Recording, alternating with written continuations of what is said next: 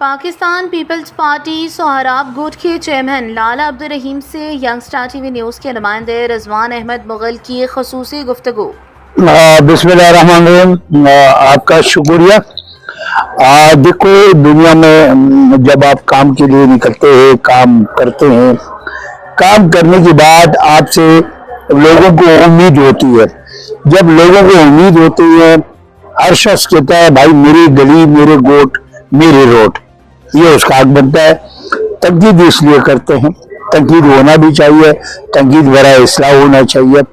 تو یہ ہمارے لیے کوئی فرق نہیں پڑتا۔ ہمارا کام ہے، ہمارا مشن یہ ہے، جس دن سے پاکستان پیپلز پارٹی نے ہم پہ بھروسہ کیا، اعتماد کیا، ٹکٹ دیا، جیتنے کے بعد چیئرمین بنایا ہے، اور عوام نے پاکستان پیپلز پارٹی پہ اعتماد کیا، پاکستان پیپلز پارٹی کو ووٹ دیا ہے، تو اب یہ میری ذمہ داری بنتی ہے اور ہم نے کام کرنا ہے۔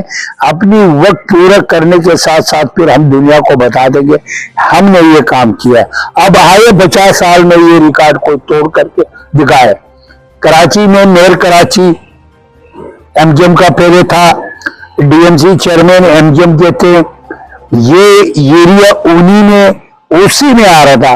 آج اسی پیسوں میں سے یہاں سب کچھ ہو رہا ہے، پہلے کیوں نہیں ہو رہا؟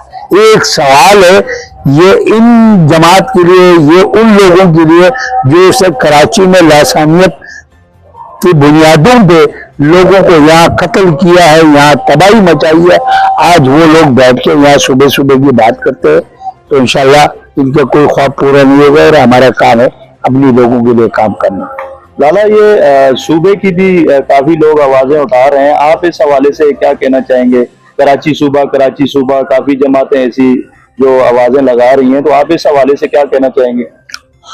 دیکھو، میں ایک بات یہ بتانا چاہ رہا ہوں، اللہ نہ کرے، اللہ نہ کرے، اللہ نہ کرے ان کے لیے بھی کوئی صوبہ ملے۔ یہ گینگسٹر ہے، ان نے اس شہر میں جن نے بتا نہیں دیا اس کو قتل کیا ہے۔ وہ فیکٹری کا مالک تھا یا کوئی دکان کا مالک تھا یا کوئی ٹرانسپورٹر تھا، ان نے کراچی میں لوگوں کو سرعام گولیاں ماری۔ ایک ایم پی اے کی بدلے میں اس کراچی شہر میں 180 لوگوں کو ان نے شہید کیا ہے۔ ان کو پتہ ہی نہیں تھا ہمارا جرم کیا تھا۔ تو صبح انشاءاللہ ان کی خواب پورا نہیں ہوگا، کبھی بھی پورا نہیں ہوگا، اور یہ ان کی بھول ہے۔ آج میں بتاؤں، کراچی شہر کے اندر سب سے زیادہ جو ہے اس وقت پختون آباد ہے، دوسری نمبر پہ سندھی آباد ہے، بلوچ آباد ہے، پنجابی آباد ہے۔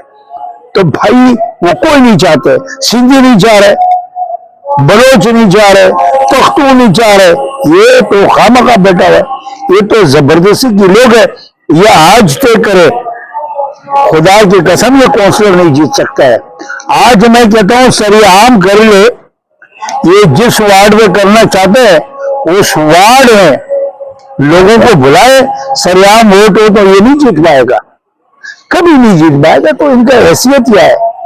یہ تو بخدا ہمارا عزیز اللہ، ہمارا ایک کونسلر ہے، ان کے سامنے مصطفیٰ کمال الیکشن لڑے، خالد مقبول لڑے، جیت گئے تو میں سیاست چھوڑ دوں گا، اس سے بڑھ کے کچھ نہیں ہے۔